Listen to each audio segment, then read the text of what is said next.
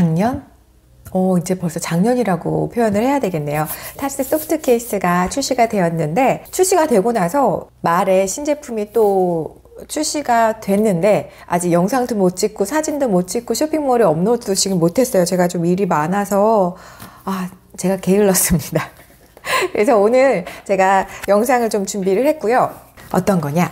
바로 타스 신제품 장갑이 새로 나왔습니다.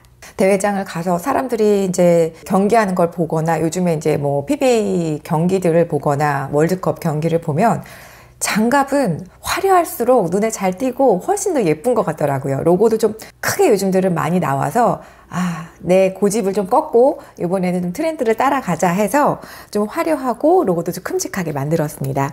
지금 이거는 여성용 S 사이즈입니다. 제가 한번 껴볼게요. 네, 바로 첫 번째 색상 그린색입니다.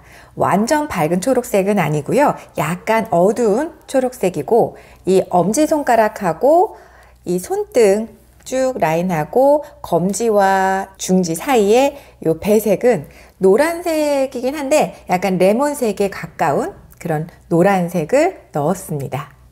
이렇게 첫 번째 색상입니다. 다음은 두 번째 색상입니다.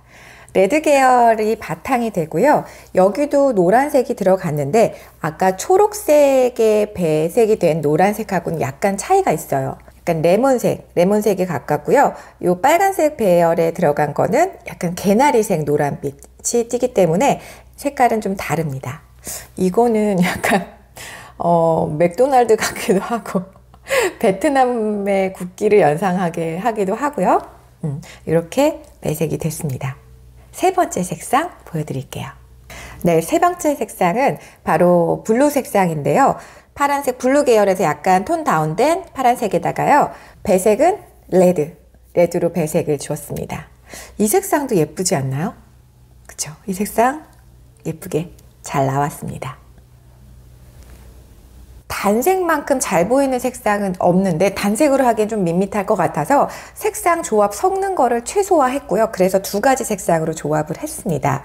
그리고요, 또 하나는 이 디자인 중에서 여기 배색이 들어가잖아요. 이 배색 같은 경우도 조각조각 따로따로 해서 붙일까? 장갑 같은 경우는 너무 많은 조각의 원단들이 들어가서 붙여지면 브릿지를 좀 잡아야 되고 움직임도 좀 있다 보니까 좀 불편할 것 같아서 아예 이 원단에다가요, 이 배색을 다 넣어서 나염 처리를 했습니다. 좀 더 편안하고 자연스럽게 움직일 수 있도록 제작이 됐습니다. 그리고 로고요. 제가 요즘 트렌드를 좀 따라가야겠다. 그래서 이번에 로고 좀 크게 넣었고요. 크게 넣는 것도 어떻게 크게 넣을까 좀 고민을 했어요. 그래서 손목에다 좀 크게 넣을까, 아니면 손등에다가 좀 가로로 크게 넣을까라고 했는데 여러분들 이제 브릿지를 잡고 노출이 됐을 때 가장 예뻐 보이는 방향이 바로 이 방향이더라고요. 그래서 사선으로 손등에 이렇게 배치를 했습니다. 잘 보이죠?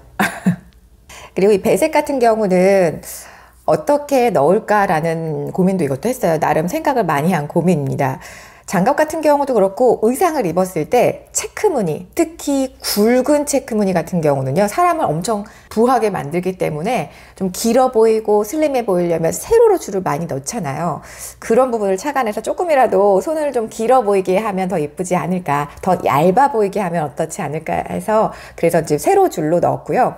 이 손가락 사이사이 요 안을만 넣을까 하다가 한쪽 라인을 길게 이렇게 뽑으면 전체적으로 손 바디가 좀 길어 보이는 이제 효과가 착시 효과죠. 그렇기 때문에 브릿지 했을 때도 훨씬 더 예뻐 보이는 그런 부분을 만들고 싶어서 검지 라인의 첫 라인과 그리고 검지와 중지 사이의 라인, 요 V자 라인에 이렇게 집어 넣었어요.